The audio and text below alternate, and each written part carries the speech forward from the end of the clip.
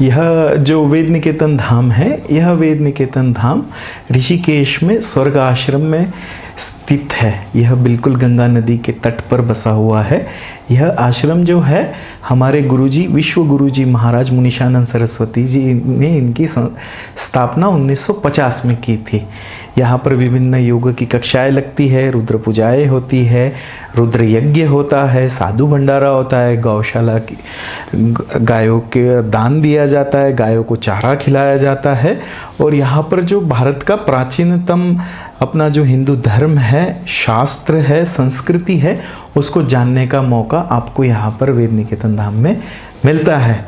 तो मैं आप सबसे यही कहूँगा कि आपको अपने बारे में जानना है, आपको भारतीय संस्कृति के बारे में जानना है, आपको अपने संस्कारों के बारे में जानना है, विश्व में क्या हो रहा है, क्या संस्कार दिए जाते हैं बच्चों पर और शास्त्रों में क्या पढ़ाया जाता है, वह सभी प्रक्रियाएं और क्रियाएं यहाँ वेद निकेतन धाम में होती है। यहाँ पर हम विभिन्न संस्थाओं के द्वारा कथाओं का भी अर्जन करते हैं, जिसमें भागवत कथाएं होती है, रामायण की कथा होती है, गौ के ऊपर कथा होती है, शिव पुराण होते हैं।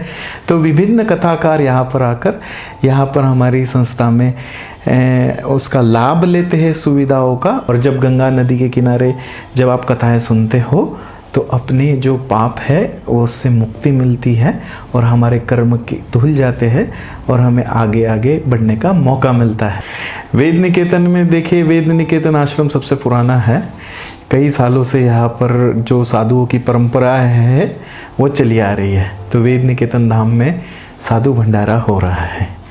साधु भंडारे के लिए सारे साधुओं को आमंत्रित किया जाता है, उन्हें भोजन कराया जाता है और उचित दक्षिणा दी जाती है, जिससे कि सारे भक्तों को उसका पुण्य मिले, लाभ मिले और उनका कल्याण हो, मनोकामना पूर्ण हो, इसके लिए किया जाती है। रुद्र पूजा ये हमारी एक प्राचीन पूजा की पद्धति है। रुद्र माने शिव की पूजा। यहाँ पर हम शिव का अभिषेक हर सोमवार को और प्रतिदिन विशेषतः चलते रहता है और सोमवार को हम 11 रुद्र का अभिषेक कराते हैं।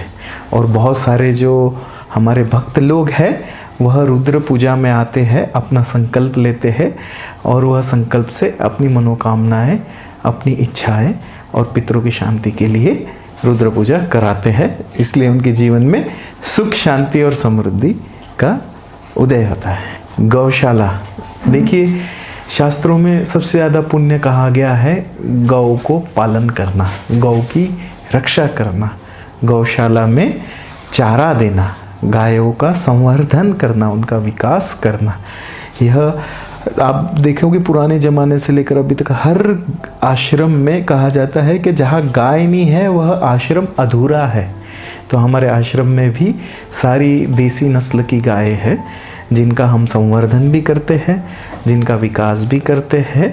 और कई भक्त लोग आकर वह गाय का दान भी करते हैं, चारे का दान करते हैं और अपना सहयोग नित्य देते रहते हैं। इसलिए उनके जीवन में कहते हैं कि गौदान करने से पुण्य की प्राप्ति होती है, पूर्वजों का हमको आशीर्वाद मिलता है।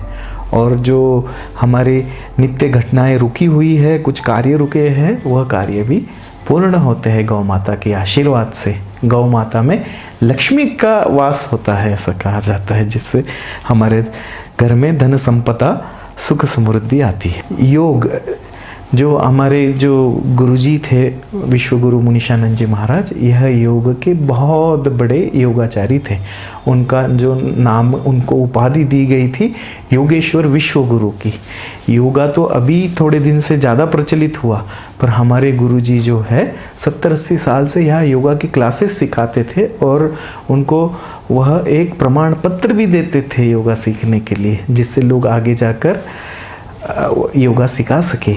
और मैं नाम नहीं लेना चाहूँगा, विश्व के कई प्रसिद्ध योगाचारी जो है उन्होंने हमारे गुरुजी से ही शिक्षा प्राप्त की थी योगा की, और आज वह पूर्ण विश्व में योगा सिखा रहे हैं, नाम कमा रहे हैं। और कई योगाचारी यहाँ पर आकर अपनी योगा की उच्च शिक्षा प्राप्त करते हैं वेद निकेतन में। यहाँ पर अपना जो ये वेद निकेतन आश्रम है, यह बिल्कुल ऋषिकेश में गंगा नदी के तट पर उपस्थित है। देखिए रुद्र यज्ञ क्या है? शिव का यज्ञ, महामृत्युंजय यज्ञ, रुद्र यज्ञ।